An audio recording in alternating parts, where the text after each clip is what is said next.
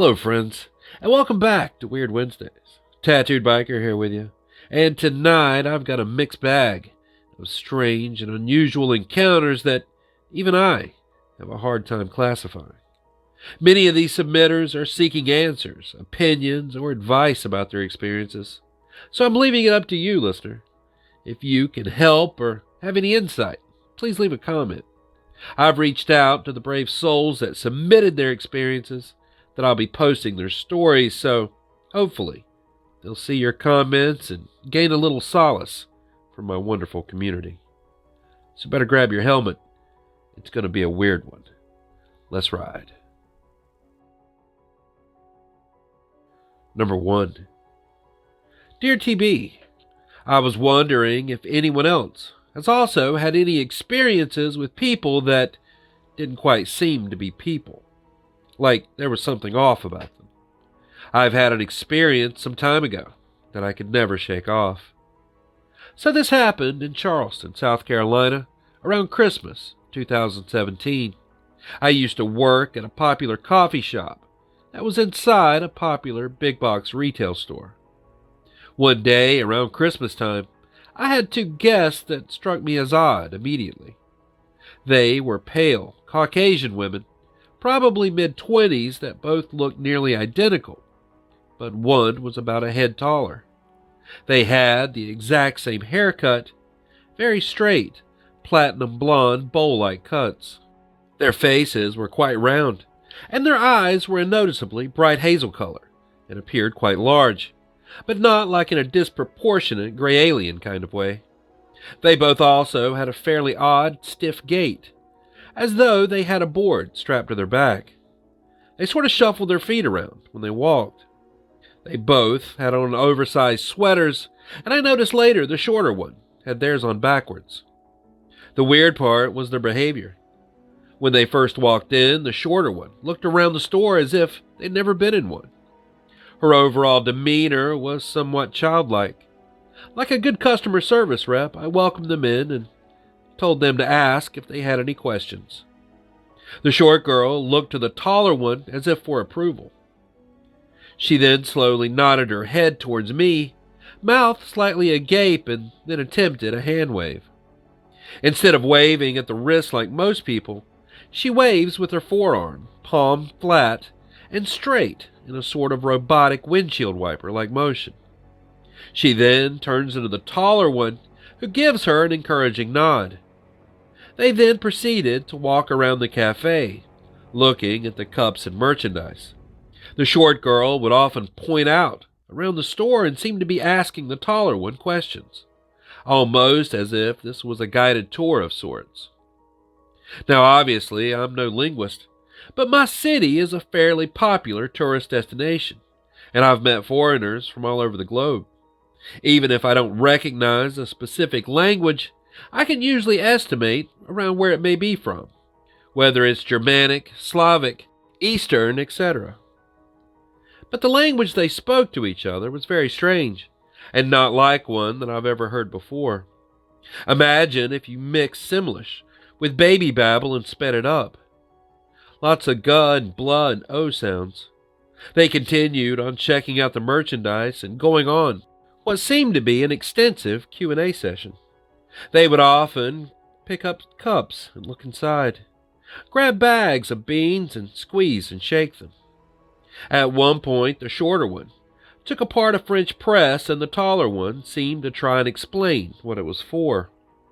This went on for about another 10 minutes or so, when the short one picked out a studded cup to purchase. She shuffles her way to the POS, puts the cup on the counter, frequently looking towards her friend as if looking for reassurance, who again does a simple nod in encouragement. She then looks towards me and attempts to smile, which was just baring her perfectly straight white-topped teeth, as though she were biting her bottom lip and slowly nodding, still not saying a word. It was here I noticed her sweater was on backwards, the tag sticking out in front of her neck. Now that I had a good look, I will say that she was quite oddly attractive, but there was something about her appearance that gave me uncanny valley vibes. but I couldn't tell you exactly what was off. I will say that I don't recall them ever blinking, not once. I scanned the cup and went on the typical checkout spiel, to which there was no reply. When it was time to pay, she pulled out a silver credit card that had no markings whatsoever. No logos, no numbers, no name. Just blank plastic with a chip. She then looks back over to the taller one and says something, who then comes over and finishes the transaction for her, showing her as though it was a teaching moment. I hand her the cup and she once again slowly nods her head, mouth agape, and does her windshield wiper wave. They then shuffle their way out of the cafe into the rest of the store, and I never saw them again. I've told this story to people before, and they usually just wave it away and say they were probably just tourists from Europe, or maybe they had a condition of sorts. But like I said, I've encountered many foreigners, and none of them acted this much like a fish out of water. Nor was their overall demeanor and behavior this uncanny. I won't rule it out as a possibility, of course, but it still doesn't sit right with me. It was all just too weird. I mostly wanted to reiterate and expand on a few points. When typing this out, I initially wanted to try and make sure that I didn't use any specific language that would lead on any particular conclusion, despite my personal view of the situation. I wanted to keep it as neutral as possible and allow room for speculation and discussion. But I think in doing so, I undersold how weird the situation really was and why I felt it was worth sharing. So here's a few slightly more in-depth detail. I mentioned how they were practically identical. They were.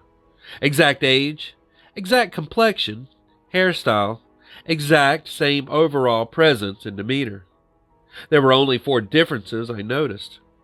Their height, the sweaters they were wearing, the smaller one's nose was slightly more sharp and angular, and the shorter one's speech was faster.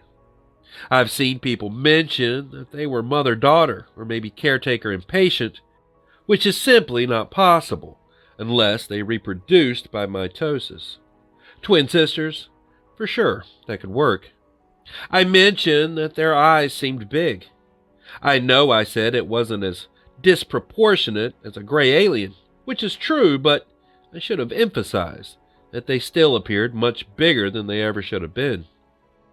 One thing I initially left out was that their skin was absolutely flawless and clear. No scars, creases, blemishes. I couldn't even make out any visible pores. Like wearing an Instagram filter almost. Their complexion had an almost ethereal quality to it.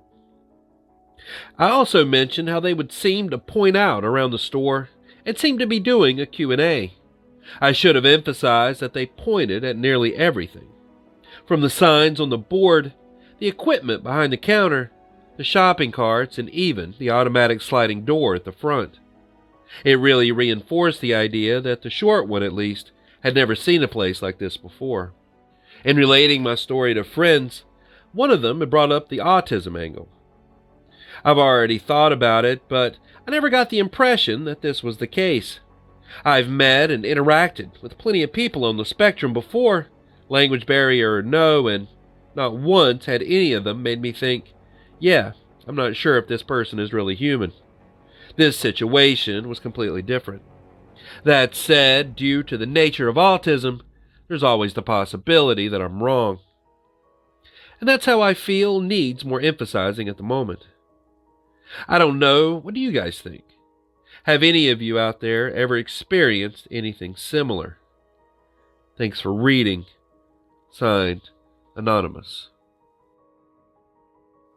Number 2. Dear Tattooed Biker, I've been looking for a place to share my story.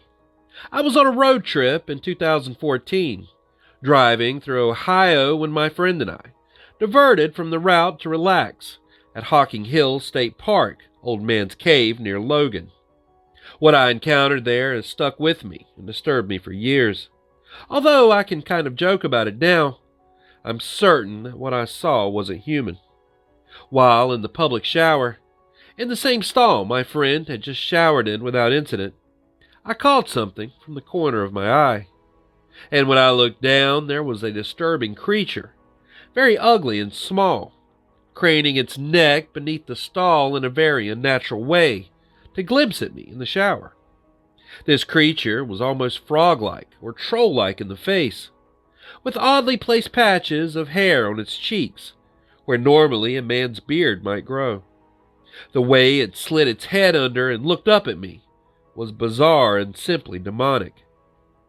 When I looked down at it, I could see the satisfaction or delight in this being's face when it saw that I was frightened. In an instant, I turned off the shower and put my clothes on while I was still soaking wet. In my head, I was thinking about what I saw and if I should try and confront it when suddenly, in the stall over, I hear the shower creak on. This was almost like a clever way to dissuade me from confronting it, almost seeming trickster-like. I ran out of the shower house and immediately told my friend to drive away because I had encountered a leprechaun or a troll in the bathroom. Has any similar instances in the area? The way the creature moved and would crane its neck, it wasn't human. Heck, if it were just a crackhead or weird guy peeping under the stall, I wouldn't have been nearly as disturbed. I had true fear in my gut, and I hope someone has had a similar experience. Process what I saw. Thanks for reading. Signed, Rob. Number 3. Hey Tattooed. This happened when I was 13. It was around 2014 at the time, and I was attending a middle school in my hometown in Utah and had worked after school in something they called the Peer Leadership Program. We were working on an anti-bullying campaign for the school Spirit Week, and I was charged with making the banner. At the time, I had set up in the hallway. The layout of the hallway I was in, on the second floor, was directly in front of me with a staircase that led to the first floor and what we called the catacombs of the school. Below the school is a bunch of tunnels that network all around the little town. There were many rumors about why, but the thing the teachers told us was that they were dug during the Cold War. I should also add that there had been a bunch of weird things to happen at the entrance. It was always locked during school hours, but there had been reports going around about how wet human hair was being found in the basement right outside the door, knockings coming from the other side, and screaming that happened at night, according to one custodian from inside the catacombs. Directly to the right of the staircase was a dead-end hallway. There was only 3 classrooms on each side of the T-shaped hall, and they were all remedial-type classes, so extremely small. It was about 4:30 p.m. at the time, and most of the teachers had already gone home. The only people in the hallway were myself and 2 other girls who were in the T-shaped hall working on posters. I was more of a recluse, especially when I worked, so I didn't really want to sit with anyone or anyone seeing my banner until it was done. I was in the middle of painting this giant beast of a banner when I suddenly heard a giggle. So I looked up towards the stairs just in time to see a little girl with blonde hair run around the corner and into the hallway. She couldn't have been more than 10 years old. For some reason, it gave me a very uneasy feeling just watching her. So for a few seconds, I just stared into the hallway. That's when she peeked her head back out and darted right back, almost like she didn't want me to see her. It took everything in me to make myself stand up and walk around the corner to see who or what she was, but then the hallway came fully into view, and I just saw my fellow students extremely focused on drawing their posters. Neither of them had blonde hair, and no little girl was with them. "Did you see a girl come around this corner?"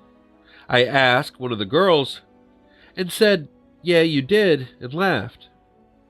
I proceeded to explain what I'd seen, and they were both adamant that no one had come into the hallway before I did. Just in case, I went around, checking all the doors, and they were all locked tight. I was completely freaking out, and I could tell that it was freaking them out. So we all just decided to call it a day and go home after that. Posters and banner be damned. I still don't know what it was. I want to say it was a ghost, but she looked too real for that. Like I could actually reach out and touch her had I been close enough. That, and I've had my fair share of hauntings at home in my own house. Stories for another day. So the fact that the spirit of a little girl would make my hair stand on end and my heart drop like that was extremely weird to me. Does anyone know what this could be? Could it be connected to the wet hair that was found years prior? Why couldn't anyone else see her? Why was I filled with immense dread when she ran by? Looking for answers or advice. Signed, Cynthia. Number 4. Dear Tattooed, this happened 9 years ago, in the early spring when I was 15 years old. I was at a friend's house in corn country, about an hour north of Indianapolis. Nowadays, I'm very familiar with the paranormal and unexplained, having multiple shared experiences with friends, but at the time, I was a major skeptic. I didn't even fully process what we saw until years later. I came over to my friend's house to hang out, like any other time. I brought my pellet gun. He had one as well, so we could shoot some moles on his farm property. Apparently, the holes can cause the cows to break their legs. After a while, his brother joined us, and we eventually got bored looking for moles. There was a patch of woods about the size of 2 football fields, a little over a mile away, completely surrounded by empty cornfields, with no access points from the nearby road. The 3 of us decided to walk out there, because why not? We were all just bored kids looking for fun. We put on some boots and headed out with our pellet guns. The walk wasn't super far, but it took us a while to reach the woods, because all spring, the rain from earlier in the week made the empty field just a big mud pit. So muddy your foot disappears with each step. Then right as we walked through the brush surrounding the edge of the woods, we saw it. The best way I can describe this thing is it was a raccoon that was built like a Great Dane. We had seen coyotes and even wolves before, and this wasn't that. It 100% looked like the biggest raccoon we had ever seen. We could tell we caught it off guard because it was just standing there on all fours grooming itself, and then it immediately locked eyes with us when one of us pointed and said, "Look at that thing." There was a few seconds where we just looked at it as it looked back at us before it quickly turned and scaled a 60-foot tree. We lost sight of it in the canopy. We then looked at each other and were like, "What was that?" and talked about how the way it climbed the tree, and that was what freaked us out the most. It only took a few strides up the tree, using its front 2 paws to grab a spot on the tree to lift and then launch itself up into the tree. The arms were freakishly long and lanky looking when it climbed. It honestly looked somewhat human, the way it articulated its arms as it climbed, like its elbows jutted out to the sides as it pulled itself up. We talked about how freaky that was, and decided to keep looking around because even though we were spooked, it was intriguing, and wanted to see if there was any other freaky stuff in the area. And there definitely was. The woods were littered with easily 100 animal carcasses and bone piles. Most of them were cows, raccoons, and opossums.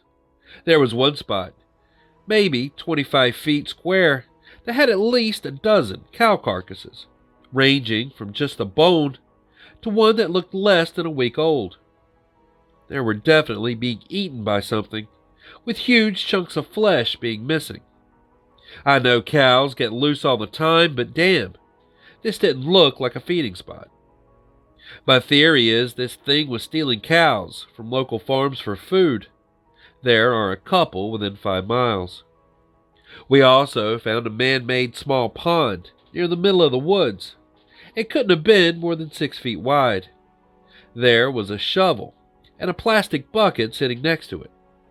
Once we found that, we were pretty freaked out again, and decided that we'd better head back because we had less than 2 hours of daylight left, and there was a lot of thick, deep mud to slowly walk back through. That's pretty much it.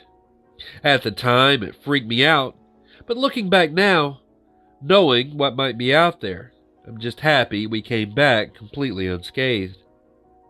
Unfortunately, I don't hang out with those guys anymore, and I tried to go back with some different friends somewhat recently, only to see that the woods have been cleared out and there was nothing there. I thought I was tripping, but I looked on Google Earth and I could see in its place there was just dirt and log piles.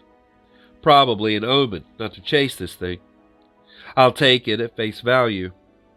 Do you guys think that this was a skinwalker or some kind of weird apex raccoon? Just looking for answers. Signed, Davy. And there it is. True stories from viewers who've seen beings or creatures that they just can't explain. Some are looking for answers or advice, so please share your thoughts in the comments down below, but be sure and keep it respectful, as these viewers are really taking a leap sharing these stories, and we really appreciate that. So until next time, stay curious, stay vigilant, stay safe, and I'll be seeing you on down the road a ways. Biker out.